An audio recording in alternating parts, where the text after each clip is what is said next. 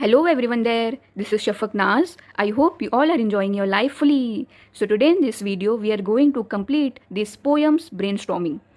इससे पहले वाली वीडियो में हमने इस पोएम का फिगर ऑफ स्पीच और आइस ब्रेकर कंप्लीट करे। आज इस वीडियो में ब्रेनस्टॉर्मिंग के क्वेश्चन को सॉल्व करेंगे अच्छे से। और एक इम्पॉर्टेंट बात, हम आपके पोएम की सारी एक्सरसाइज को किस तरह कंप्लीट करेंगे ये एक बार जान लो। देखो, हर पोएम की एक्सरसाइज को हम 4 वीडियो में डिवाइड करके पढ़ेंगे। पहले पार्ट में इस पोएम के सारे फिगर स्पीच को पढ़ेंगे, सेकंड पार्ट में आइस ब्रेकर को कंप्लीट करेंगे, थर्ड में इस पोएम के ब्रेनस्टॉर्मिंग को कंप्लीट करेंगे और फोर्थ में इस पोएम के एप्रिसिएशन को पढ़ेंगे। तो इस तरह से 4 पार्ट में अच्छे से कंप्लीट हो जाएगी सिस्टमेटिकली। तो फर्स्ट क्वेश्चन क्या है? Pick out the lines showing that the poet is prepared to enjoy every moment of his journey. Poem में से वो सब लाइन चुनकर निकालनी है जो ये शो करती है कि पोएट जो जर्नी में जा रहे हैं वो जर्नी को पूरा एंजॉय करने वाले हैं। तो टोटल ये 6 लाइन इंडिकेट करती है। तो इसका आंसर ये 6 लाइन है। Next question, by all delicious burdens the poet means. ये चारों में से कौन सा आंसर है? ऑल डिलीशियस बर्डन से पोएट का क्या मतलब है? लगेज है या food he carries, the stress he wears during the travel, sweet memories of the past. तो इसका आंसर है sweet memories of the past. Third, the poet is a person who is free from all inhibition, discuss the concept of freedom is expressed in the poem. जो poet है वो एक ऐसे इंसान है जो अपने आप को कोई बैरियर में, अपने आप को कोई रिस्ट्रिक्शन में नहीं रख रहे हैं और एकदम खुले दिल से, एकदम फ्रीडम से वो अपनी जर्नी में चले गए। कोई भी चीज़ को अपना बैरियर नहीं बनाएंगे, दरार नहीं बनाएंगे। तो इस केस में जो कॉन्सेप्ट है फ्रीडम का, उसको थोड़ा सा अपने को एलोबरेट करना है और बताना है। तो इसका आंसर तुम लोग ये लिख सकते हो जो यहाँ पे दिया हुआ है। The poet is about to start his journey, he does not considered anything as a barrier to walk on that journey and that journey is the journey of life. He is set to follow the road which will take him to his dream.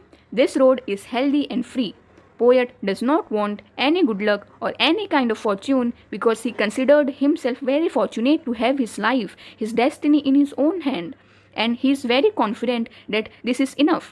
Poet does not want to procrastinate his journey. He does not want anything more. He need nothing because he thinks what he has is enough for him. His determination is very strong and he decided to progress on his path in life. जिसको भी poem अच्छे से समझी है वो ये answer भी समझ जाएगा। तो जिन्होंने पोएम का एक्सप्लेनेशन नहीं देखा है वो प्लीज़ पहले पोएम का एक्सप्लेनेशन देख लो, क्योंकि मैं यहाँ पे क्वेश्चन आंसर थोड़ा फास्ट स्पीड में पढ़ाने वाली हूँ, ज़्यादा एक्सप्लेनेशन नहीं दूंगी। Our focus will be to solve the questions quickly. Next, following are the activities of the poet related to his journey on the road. Divide them into 2 parts as activities the poet will practise and activities he will not practise. तो इधर पे total 8 sentence लिखे हुए हैं। ये 8 को अपने को 2 कैटेगरी में डिवाइड करना है। पहली category activities the poet will practice के अंदर डालेंगे और दूसरे को activities he will not practise. तो देखते हैं। तो फर्स्ट सेंटेंस, 5th, 7th और 8 ये सब डालोगे तुम लोग एक्टिविटीज़ ही विल प्रैक्टिस की कैटेगरी में, और बाकी के बचे हुए 4 activities he will not practice में डालोगे। ठीक है, तो ये इसका आंसर था। Next, write down the traits the poet exhibit through following lines. 1 is done for you. तो यहाँ पे सेंटेंस दिए हुए हैं। ये सेंटेंस को अगर हम एक वर्ड में बताना चाहें, ये सेंटेंस क्या इंडिकेट करता है वो एक वर्ड हमको इधर पे लिखना है। तो पहला दिया हुआ है, I am henceforth I ask for no good fortune, I am myself good fortune. Next, henceforth I whimper no more, postpone no more, need nothing. ये शो कर रहा है पॉजिटिविटी एंड सेल्फ डिपेंडेंसी को. I do not want the constellation any nearer. ये show कर रहा है self assured and independent. I swear it is impossible for me to get rid of them. इसका आंसर है clear thinking and aware of his mind. Next, I am filled with them, I will feel them in return. इसका answer है aware and honest about himself. ये personal response question है. Healthy free the world before me, express your views regarding the above line. तो इसका answer तुम लोग अपने own से लिख सकते हो, लेकिन एक आइडिया के लिए ये देख लो। The poet is about to set out on life's journey. He is of healthy body and mind. He feels strong enough to meet challenges he may have to face on the way. His attitude seems positive, hopeful, and determined. He says the world before me, showing this.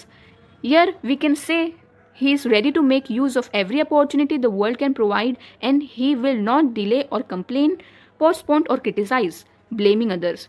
He can make any dream come true. Next, the poet has used many describing words such as healthy in this poem. Make a list and classify them as।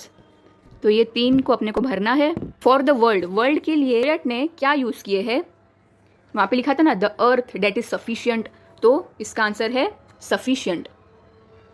For himself, उन्होंने अपने आप को describe करने के लिए कौन कौन से वर्ड यूज़ किए थे, healthy, free, strong, content, light hearted, good Fortune, है ना। पोएम में ये सारे वर्ड उन्होंने अपने आप को डिस्क्राइब करने के लिए यूज़ किए हैं।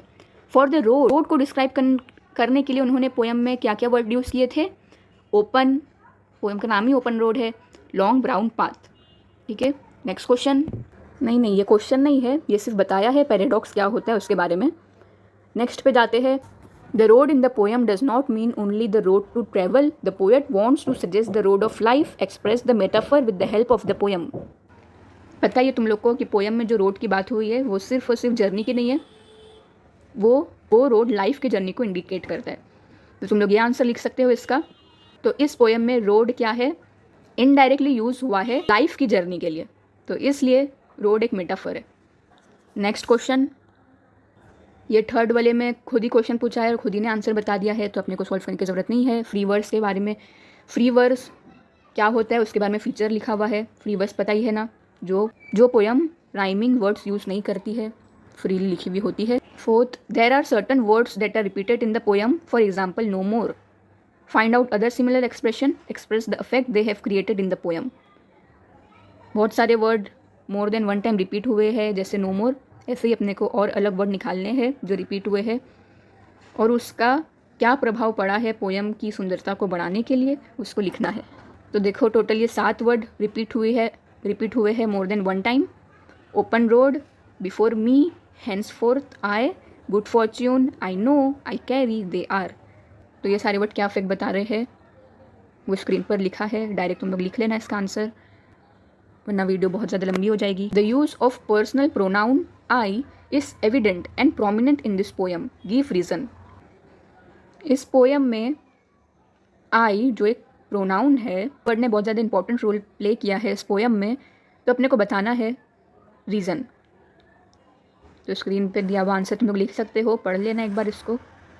नेक्स्ट क्वेश्चन A5, ये है एप्रिसिएशन, जो अपन नेक्स्ट वीडियो में करेंगे क्योंकि एप्रिसिएशन बहुत ज़्यादा इंपॉर्टेंट होता है, वरना यहाँ पे मगअप हो जाएगा तो मिस हो जाता है ना, इसलिए मैं सारी पोएम का एप्रिसिएशन आपको उसके 4th पार्ट में मिलेगा।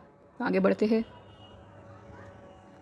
Right 4 to 6 lines of free verse on the topic the road that leads to my college. तो फ्री वर्स में यानी बिना राइमिंग वर्ड्स का यूज़ किए तुम लोग को 4 से 6 लाइन की एक पोएम लिखनी है, किसके ऊपर, ऐसा रास्ता जो मुझे कॉलेज की तरफ ले जाता है, मतलब ऐसा रोड जो मुझे नॉलेज और मेरे ब्राइट फ्यूचर की तरफ ले जाता है। जो भी एजुकेशन के रास्ते में चलेगा, जो भी कॉलेज की रोड में चलेगा, वो 110% नॉलेजेबल होगा ही और उसका ब्राइट फ्यूचर तो होना ही है।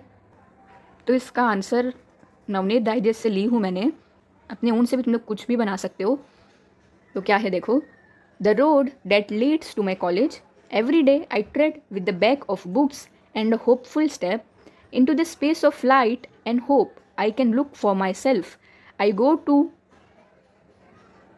college to become more ready for tomorrow and the day after. Every day, every way. Grow and grow thankful and wise, strongly hopeful. Next, write a blog on the following topic. Man is free by birth. इस topic में हमको एक blog लिखना है, तो ये answer तुम लोग लिख सकते हो स्क्रीन में दिया हुआ। इसका क्रेडिट भी नवनीत डाइजेस्ट को जाता है, तो जिसके पास भी नवनीत डाइजेस्ट नहीं है वो लोग के लिए ये वीडियो बहुत ही ज़्यादा हेल्पफुल होगा। Next, expand the idea suggested, all roads lead to home. इस पर अपने को ऐसे टाइप लिखना है निबंध। तो ये आंसर तुम लोग लिख सकते हो।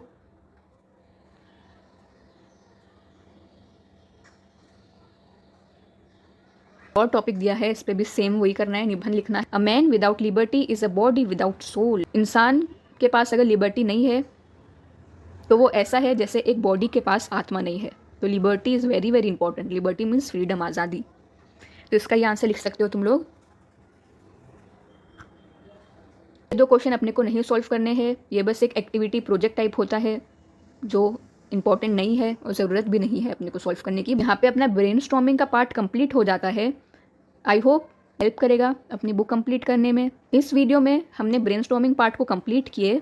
नेक्स्ट वीडियो में हम इसके एप्रिसिएशन को सॉल्व करेंगे। ठीक है, अब मिलेंगे नेक्स्ट वीडियो में। Good bye.